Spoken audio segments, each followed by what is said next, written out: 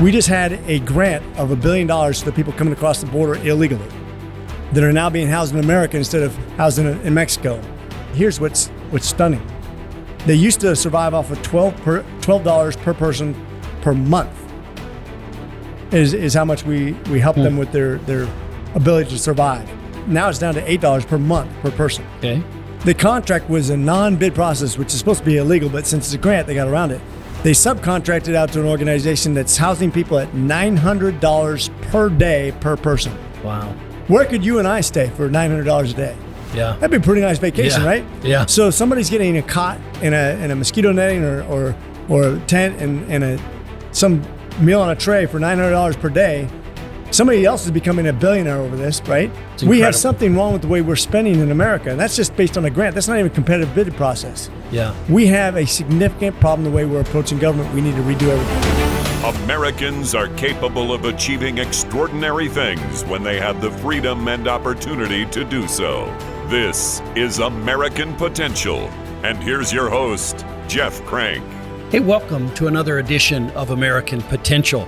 We're, of course, down in Atlanta, and I think we've recorded probably 7 or 8 podcasts from Eric Erickson's The Gathering here in Atlanta, and it's been great. It's wonderful. I'm ready to go. I'll just be honest with you, but not before we do one more great interview. And today's guest is a husband, a father of 7. He's a decorated veteran and an emergency room physician. And he was raised by a single mom. He worked his way through college, earning a degree from Oregon State University. Now, because he believes in service before self, he not only served in one branch of the military, but 2. While serving in the Marines, he became a helicopter pilot, and in the Navy, he was the department head for the emergency medicine department in Kandahar, Afghanistan.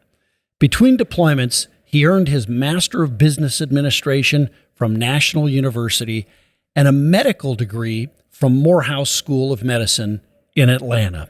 He now proudly serves as Georgia's 6th District U.S. Congressman and serves on the House Armed Services Committee, the Foreign Affairs Committee, and the Science, Space, and Technology Committees, as well as the Select Subcommittee on the Coronavirus Pandemic.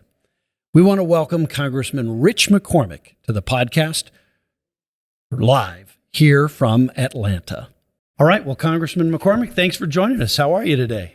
I'm doing great. Great to be here. Good. Well, listen, first of all, I almost said former Marine, but once a Marine, always a Marine, right? That's right. But I understand you were in the U.S. Marine Corps commercial.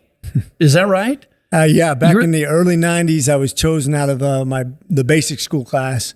They came and interviewed about 100 of us. I think I was the company commander, or XO, picked out a bunch of us to go audition, and I was chosen to go to Hollywood and make a commercial, the Knight in Shining Armor on the chessboard commercial back in the early 90s. I played till about the mid-90s. And you were the guy with the sword. I was the one doing the sword manual. Man, that's pretty cool. You kind of look the part, I got to say. So there you go. But you have an interesting background. Tell folks about your background. I mean, you were in the Marine Corps, but a specialty in the Marine Corps, right? So I spent about 16 years in the Marine Corps. I was originally going to enlist in the Army, ironically. 17 years old, signed the dotted line to go enlisted at Airborne. And then I saw this movie. It's a documentary. I don't know if you've heard of it. It's called Top Gun. And it changed my life. I was like, wow, how do you do that? And they said, well, you got to go to college. I'd only put in my application to one college. I didn't plan on going to college. My mom was a single parent, secretary, didn't care about academics, didn't care about sports. She's just trying to make it the next day, but always had that very positive outlook. And I had her withdraw her parental consent to go in the Army just so I could go to college, which I'd only put in for one college as an extra credit assignment for social studies. Ended up going to school, graduating, going to aviation, became a helicopter pilot for about 16 years, did some airborne tour in between that. I was supposed to go to JSOC, Joint Special Operations Command in Fort Bragg right after 9/11. Perfect job, but everybody there was going through a divorce. And one of the guys I knew that was on the rugby team that I played with said, who's now a 2-star general, said, you're going to love it. You're going to work with SEAL teams, Delta Force. It's going to be the greatest job in the world, but your wife's going to hate it. You're going to be gone 9 months out of the year. So get her prepped. And I was like, well, I've been gone 2.5 years out of my marriage already. We have a 9-month-old. We have one on the way. Didn't seem like the right thing to do. So thought about it, prayed about it. Boom. I'm supposed to be an ER doc. I don't know anything about being an ER. I don't know about what you do to become that. Didn't know what pre-med was, but it all worked out perfectly. I was not supposed to get that billet, but as chance would have it, I had an MBA, and my MBA helped me get the job right here at Georgia Tech in Morehouse, and was able to complete my degree, go from the Marine Corps into the Navy as an ER doc, and that's how I finished up my 16 years. So a couple tours in Persian Gulf, a couple tours in Korea and North Africa and India, and then my last tour was in Afghanistan in 2016, retired in 2017, and as they say, the rest is history. Now, what's worse combat? Some of those places you've been, or the house floor? So I would say that, nobody likes war, but at least when you go to war, you got good Marines on your side. In Washington, D.C., if you want a friend, get a dog, as they say. Actually, that's maybe a little overstated. I'm fortunate. I feel like because of my character and who I am, I'm going to make friends quickly, and I feel like I've been able to work with pretty much everybody without vilifying anybody.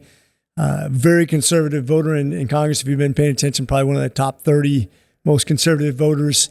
But at the same time, I don't vilify people, and it's been a good experience just to learn and find some fellow warriors to get some things passed. I like to ask this question too, because I worked on Capitol Hill, and back then I think it was more common for Democrats and Republicans to talk on the floor and things like that. But have you found some friends that are Democrats and you talk with them about even other things besides politics? I have. It's the nice thing about doing things like I go to the gym in the morning. I'm in a bipartisan workout group.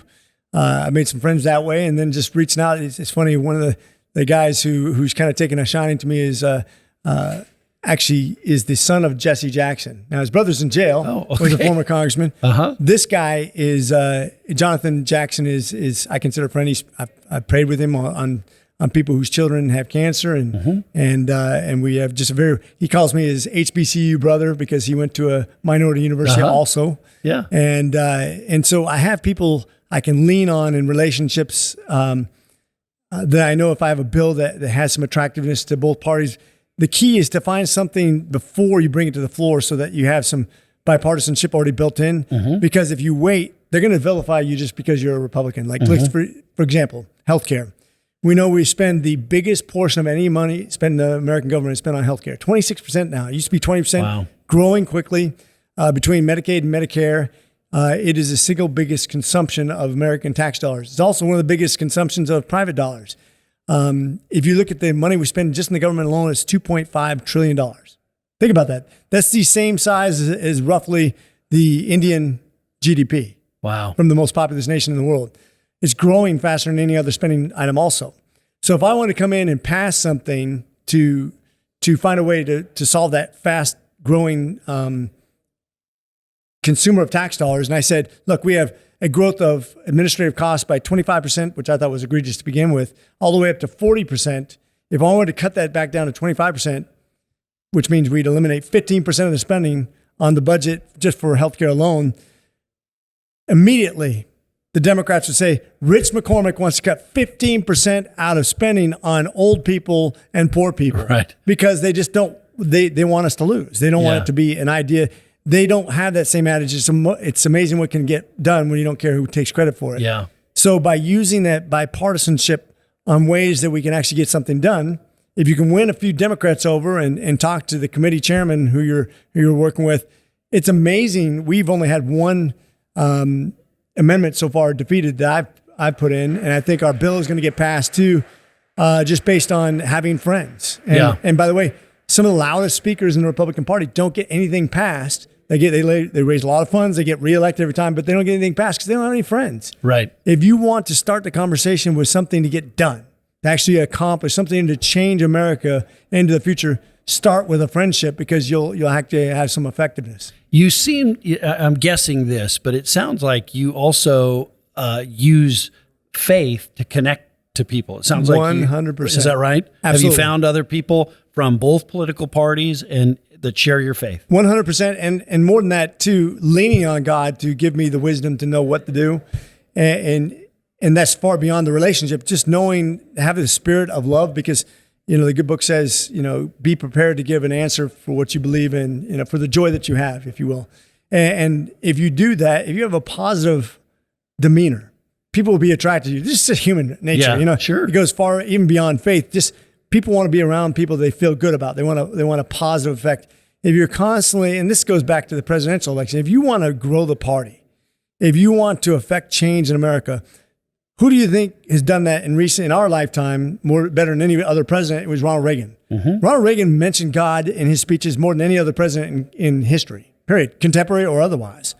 He was always positive, always painted the picture. Even if he was going against you, he would use humor to belittle you, and you wouldn't even know it. You'd be laughing on you. Like, wait a minute, he was talking about me, because he was so clever at it. He was never nasty. He was always a positive influence, and I try to model myself after that idea that you're going to be much more effective when you have a positive message, even when you're going against somebody. That I'm not vilifying you, because nobody wants to be wrong. Yeah, I'm having a loving discussion about what's right. Yeah. It has nothing to do with what you believe. It has to do with what's right. And if I can make it about the people, then we can get a lot more done rather than making it about me and me being right and me.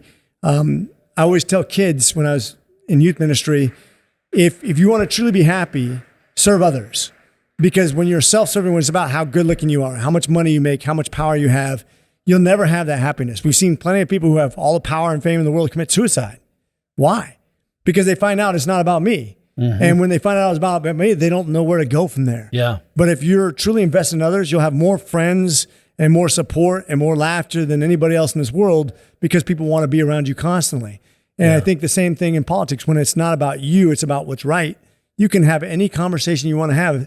You just have to remember not to be righteous, self-righteous when you're trying to be right. Yeah. You have to have a loving conversation. Yeah. You mentioned Ronald Reagan, who built a strong friendship with the Democrat Speaker of the House, Tip O'Neill. And through that, got tax reform done through a Congress that was controlled by Democrats. Absolutely. And Reagan was a great communicator, right? Yeah. You think about his resume wasn't that impressive. He's an actor. Then he became governor of California, but he always had a consistent message, even before he was even governor, about painting a picture about what America is and what it can be. He was always visionary instead of reactionary. He was always positive. He was always engaging. He was always trying to grow the party in a way that was sustainable, not just attract people to show up on Christmas and as a minister, on Christmas and Easter. Yeah. He was trying to grow the church.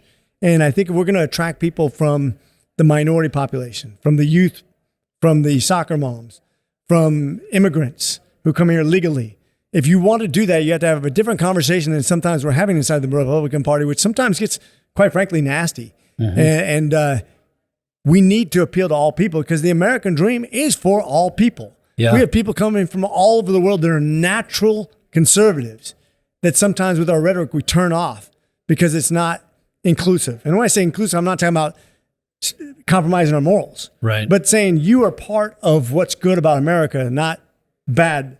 And that if you want to have a conservative bloc grow and spread your ideology in good ways, start with a message of love and make sure you have a friend. And then once you have a friend, you can talk about anything. You'll have far more influence than trying to win an argument. Win a friend instead of an argument. Yeah, absolutely.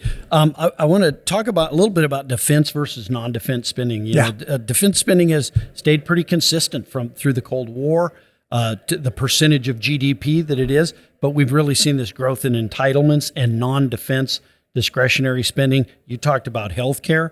I mean, obviously it's beyond critical. It's beyond a crisis point in Washington, D.C. How do we get control of that? Well, first of all, there's no way to have a significant conversation about budget and deficit without addressing the automatic spending. Now, we can call it non-discretionary, you can call it automatic. Do not call it what a lot of people have. They keep on saying that it's needed spending, or it's what's the word that we always use on the non-discretionary spending?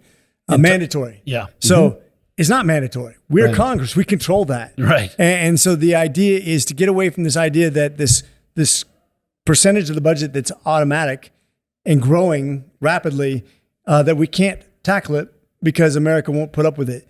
Right now, it consumes 71% of the budget. It's an all-time high. And by the way, next year it'll be higher. Sure. So the 29% of the budget that's left over, if you consider that you're right, the percentage of the budget that goes to the military isn't going to change, because right now we have all kinds of issues with Russia and China and and Iran and North Korea. If we don't address our military, we'll lose our influence and our power to really guide foreign policy. So that's not going to go away. So what we're left with, and this is what we debated over the cap lift for the deficit, was 11% of the budget. That's what you're left with. And we took it as a major victory. They were able to shave off a small portion of that 11% of the budget left over. So essentially, what is Congress even needed for if you're talking about 11% of the budget is what we're debating over? That's what's left over when we get past the automatic spending and the military. The 11% of the budget. What happens when we're down to 9%, which is going to be in my life in the very near future, actually, at the way it's happening. So when we're arguing over 9% of the budget, which is single digits, right? Is Congress even relevant anymore? Right. Because if you got rid of all that entire 9% we argue over, we'd still be doing deficit spending. Right. We'd still not have solved the world's problems. Why don't you make that 9% discretionary too, non-discretionary, and then just walk away and take a 2-year vacation every time you're elected? Because that's where we're headed right now. Yeah. When we spend all our time debating 11% of the budget and soon to be 10% and then 9%, what are we doing? Yeah. And so we need to have some really consequential talks. And one of the things I've suggested to leadership, and you heard it here first, although it's not the first time it's been mentioned inside the House, is we need to have a committee for health and human services. And why is that? Because, well, first of all, it's the biggest spending item, the fastest growing spending item. And every state that I know of, unless you know something different than I do, has a committee on health and human services. Yeah. We have a secretary of health and human services. It's a department, yet we don't have a committee for it. We have 4 subcommittees, one in energy and commerce, one in ways and means, one in education, one in VA. When it's a subcommittee, you don't become an expert in that. It becomes your staff is split between that and other things. Think about the complexities of a $2.5 trillion industry just with government spending. Then add another $2 trillion onto that with our private spending, and then you'll start to understand the immensity of pharmaceuticals, PBMs, insurance companies, GPOs, hospital systems, not to mention all the healthcare professionals, all in one glut of spending we do every year. And by the way, doctors aren't the problem. We had a pay cut of encroaching on 3% last year, while inflation was 8%. So we had really less than 10% of our, about 10% of our discretionary spending went away because we as doctors become less empowered. Meanwhile, insurance companies made 8 record straight quarters of profits. There's something out of balance in healthcare because your premium, I'm sure, went up in the last 10 years. Yeah. Probably significantly. Sure. The Affordable Care Act has done nothing that's made healthcare more affordable. It's empowered the big boys more than anything, and it's going to put itself out of business. So we need a committee dedicated to this. We need to have talks about all of our non-discretionary spending and have real consequential talks about Social Security, about healthcare, and about everything else that seems to be automatic, and say, where can we do better? And I'll give you another example, our grant process. I just came back from Bangladesh and India. In Bangladesh, you have Cox's Bazar, which is a place where the Rohingyas had the largest refugee camp in the world, almost 1 million people. 52% of those are children. They have a growth of 30,000 per year of just births. Less than 2% of them are over the age of 60, so it's going to be a problem forever. They have no real solution in hand. Well, that's one issue, but here's what's stunning. They used to survive off of $12 per person per month is how much we help them with their ability to survive. Do that calculation, that now it's down to $8 per day, by the way. $8 per month per person. Okay. That's less than $100 spent per year on a person. We just had a grant of $1 billion to the people coming across the border illegally that are now being housed in America instead of housed in Mexico. The contract was a non-bid process, which is supposed to be illegal, but since it's a grant, they got around it. They subcontracted out to an organization that's housing people at $900 per day per person. Wow. Where Where could you and I stay for $900 a day? Yeah. That'd be a pretty nice vacation, right? Yeah. So somebody's getting a cot in a mosquito netting or a tent and some meal on a tray for $900 per day. Somebody else is becoming a billionaire over this, right? Yeah. Because that's what's happening. $900 per day versus $8 per month. Yeah. We have something wrong with the way we're spending in America, and that's just based on a grant. That's not even a competitive bidding process. Yeah. We have a significant problem the way we're approaching government. We need to redo everything. Yeah. Wow. That's staggering. And so true. I got so many questions I want to talk to you about, but I know we've got limited time. How about energy policy? I want to talk a little bit about energy policy with you and where we are. It seems like this administration and the policies of this administration are pushing us just to take away choices and options for Americans and decide for them what kind of car they're going to drive, what the fuel efficiency of that car is going to be, those sorts of things. That has a consequence of driving the cost up. And we're seeing that in the price of energy, right? And it's not just price. It's not helping with the pollution issue. Right. Ironically, if you look at all the nations that were in the Paris Climate Accords, there's one nation who really fulfilled its mission, and it's not part of it wasn't part of the Paris Accords, and that's the United States. Sure. We've made the most improvements significantly towards, and you can say, well, that's because of our policy. Yeah, but that was before we required everybody to go to an EV car. Mm-hmm. The vast producer of renewable energy sources is China. Now, ironically, they're the worst polluter in the whole world. Mm-hmm. Right. The more we empower them to take over the energy sector, the worse we're going to do for pollution, and the more expensive it's going to be for the United States. So we're literally footing the bill for clean energy while we're polluting the world. How does that make any sense? So if you really want to save the world, don't put all the eggs in the China basket where they're strip mining places for lithium, where they're using child labor and slave labor, and they're warping the market with fiat currency, meanwhile destroying the economy and the World Trade Organization and really doing bad things for America, which is one of the good guys in the energy industry, by the way. Right. We have natural gas, for example, which people vilify all the time. It's the only source of energy that has a negative carbon impact. You're collecting methane out of garbage sites and cow farms to produce energy that otherwise would go over into the ozone depletion. And so it's a negative carbon input, yet we vilify that industry. We're talking about oil industry and making sure people don't offshore from America. We're the only ones who do it cleanly and safely, and you empower other nations to do the same thing, you're going to come up with more pollution. Mm-hmm. When you produce solar panels and things like that in China, and the way they do it, it produces way more pollution. The way that China does renewable energy with lithium and everything else like that produces tons of pollution and tons of child labor issues and everything else like that. Like I said, we have to approach this from an idea that we're the good guys. The Biden administration and so many Democrats act like the United States is evil, that we're wrong, that we don't do things right. We have to trust in the people of the United States to do the right things. That doesn't mean taking away our ability to make choices. As a matter of fact, I say we empower the American people. They will make the right choices because we are good people at heart. Yeah. And these choices that are being made by politicians in Washington, D.C., they have the worst effect on the people who can least afford it, right? A single mom or a family that's struggling somewhere. Those are the people that are really paying the price for higher energy costs, for gas prices that are skyrocketing. I mean, how do we?